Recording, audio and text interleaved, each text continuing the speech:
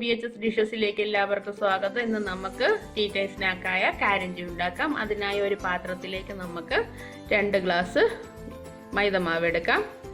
മൈദമാവിന് ആവശ്യമുള്ള ഉപ്പും ചേർത്ത് 1 ടേബിൾ സ്പൂൺ റിഫൈൻഡ് ഓയിലും ചേർത്ത് നമുക്ക് നന്നായി മിക്സ് ചെയ്യാം. ഉപ്പും എണ്ണയും എല്ലായിടത്തും മിക്സ് ആയതിനു ശേഷം നമുക്കിതിലേക്ക് വെള്ളം ചേർത്ത് കൊടുക്കാം. അല്പം വെള്ളം ചേർത്ത് ഇതിനെ നമുക്ക് കുഴച്ചെടുക്കാം. അധികം വെള്ളമായി പോകരുത്. അല്പം വെള്ളം ചേർത്ത് നമുക്ക് പൂരിയുടെ പരുവത്തിന് കുഴച്ചെടുക്കാം. കുഴച്ചെടുത്തതിന് ശേഷം ഇതിന് നമുക്ക് അടച്ചു വെച്ച് വയ്ക്കാം. ഇനി നമുക്കൊരു പാൻ എടുത്തതിന് ശേഷം അതിലേക്ക് നമുക്ക് 2 ടേബിൾ സ്പൂൺ സൂചി റവ ചേർത്ത് കൊടുക്കാം. അതൊന്ന് ചെറുതായി ഫ്രൈ ആയി വരുമ്പോഴേക്കും ബ്രൗൺ കളർ ആവണ്ട, അതിന് മുമ്പേ നമുക്ക് എടുത്ത് മാറ്റി വയ്ക്കാം. തണുക്കാനായി വേറൊരു പാത്രത്തിലേക്ക് മാറ്റാം.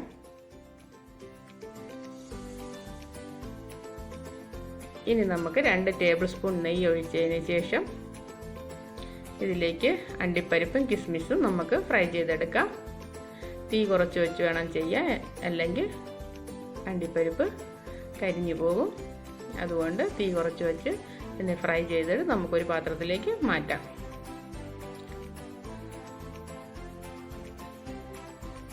ഇനി നമുക്ക് ഈ എണ്ണയിൽ തന്നെ അരമുറി തേങ്ങ ചിരികിയത് ചേർത്ത് കൊടുക്കാം. ഇത് ചേർത്തൊന്ന് മിക്സ് ചെയ്യാം.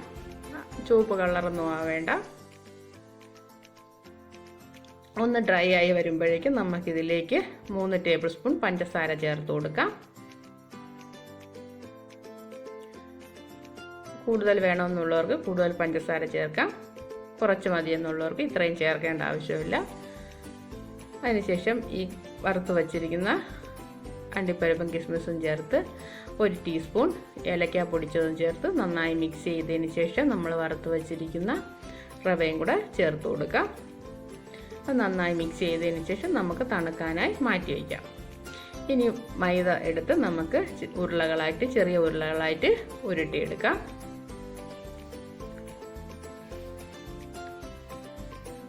ഉരുട്ടിയെടുത്തതിന് ശേഷം നമുക്കിതിനെ മൈദപ്പൊടിയിൽ മുക്കി നമുക്ക് പരത്തിയെടുക്കാം.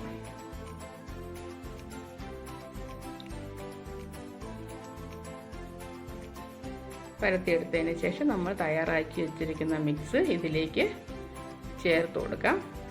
ഇതിലേക്ക് ചേർത്തതിന് ശേഷം ഇതിനെ 2ആയിട്ട് ഫോൾഡ് ചെയ്ത് അതിൻ്റെ സൈഡൊക്കെ നമുക്കൊന്ന് അമർത്തി കൊടുക്കാം.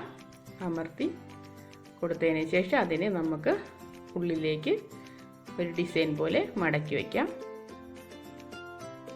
2 സൈഡ് ഒരുമിച്ച് വേണം ചെയ്യാൻ, ഇല്ലെങ്കിൽ മസാല വെളിയിലേക്ക് വരും. ഇതുപോലെ നമുക്ക് ബാക്കിയുള്ളതും കൂടെ ചെയ്തെടുക്കാം.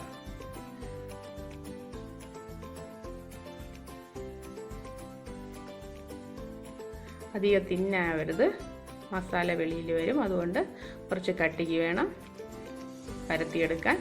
അതിനുശേഷം നന്നായി അമർത്തി കൊടുക്കണം. ഇതുപോലെ ബാക്കിയുള്ളതും കൂടെ നമുക്ക് ചെയ്തെടുക്കാം. തിളച്ച എണ്ണയിലേക്കിട്ട് നമുക്ക്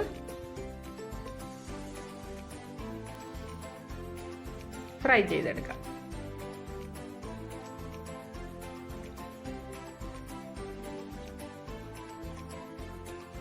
ഒരു സൈഡ് ബ്രൗൺ ആകുമ്പോഴേക്കും നമുക്ക് മറിച്ചിട്ട് അടുത്ത സൈഡും കൂടെ ഫ്രൈ ചെയ്യാം. 2 സൈഡും മറിച്ചിട്ട് നമുക്ക് അധികം ബ്രൗൺ ആവേണ്ട, ഒരു ഇളം കളർ ആകുമ്പോഴേക്കും നമുക്ക് എടുത്ത് മാറ്റാം.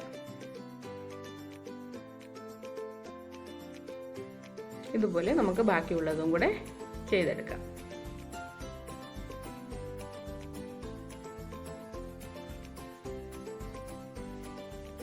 ടീ ടൈം സ്നാക്കായ കാരഞ്ചി റെഡി ആയിട്ടുണ്ട്. എല്ലാവരും ട്രൈ ചെയ്ത് നോക്കുക.